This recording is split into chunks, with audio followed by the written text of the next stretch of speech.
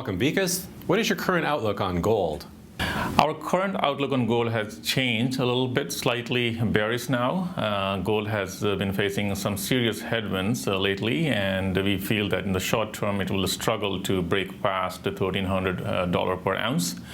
Long term is a different matter. So what changed? The last time we spoke, you were fairly positive about its prospects. As I mentioned that gold is facing some serious headwinds. Gold as an asset class does better when there is threat of inflation or there are some serious economic problems in the global markets. On both fronts, we can see that there is no threat of inflation. It has not been there for a long time, and we do not believe that it will be a cause of concern in coming year, simply because there is still a lot of sluggishness in the economy in the major Western countries such as US and Europe.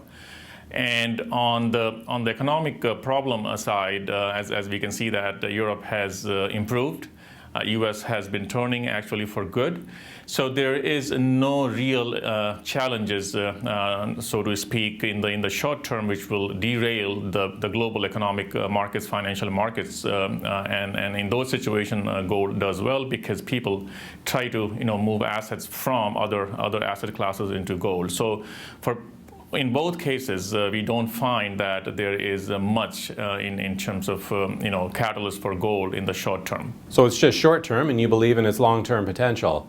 So just how long is that long term? So as I mentioned, short term, we feel that gold has turned bearish. In the long term, however, as an asset class, we still feel that gold has good potential, simply because the threat of inflation, which is not there right now, does not mean that it will not come in the future.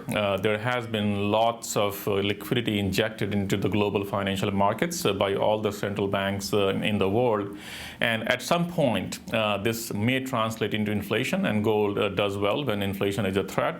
Also, the serious debt problem in many countries, most of the Western economies are facing serious debt problems, and ultimately they will have to tackle that. So that could also lead to some turmoil in global financial markets, as we all see that there has been quite a bit of asset bubble forming in many other asset classes.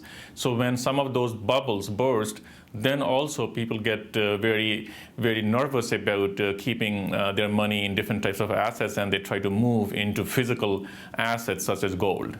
So long term will be good potential for gold. In terms of the timeline, I would say that short term would be between 1 year to 18 months, and longer, medium to long term, we are talking about between 2 to 5 years. So would you currently invest in physical gold or shares of gold mining companies? Depends on the individual investor and preference. In terms of they want more security, then they should definitely look at physical gold, because nothing can give you more security than physical gold. However, the mining companies, gold mining companies, have been quite depressed as well. And there are some good values in terms of finding gold companies which have strong cash flow and low cost of production, and their prices have been very depressed. So they could be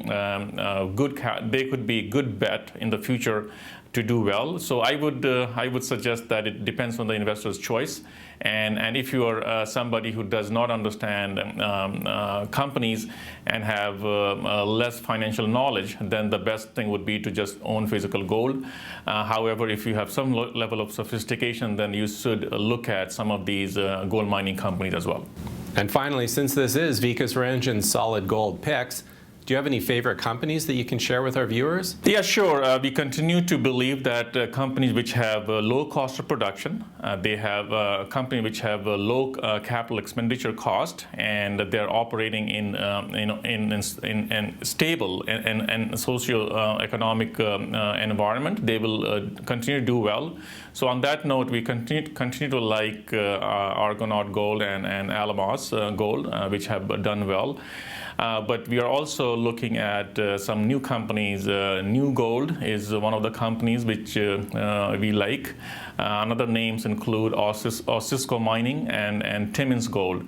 Now, a common characteristic for all these three names is that they are all low-cost producers. They all have a potential for very strong free cash flow in the next year, and they all of them pretty much all of them are operating in a low-cost environment and fairly stable jurisdiction. So, for example, New Gold, it has properties in the U.S., Canada, Australia, and Mexico.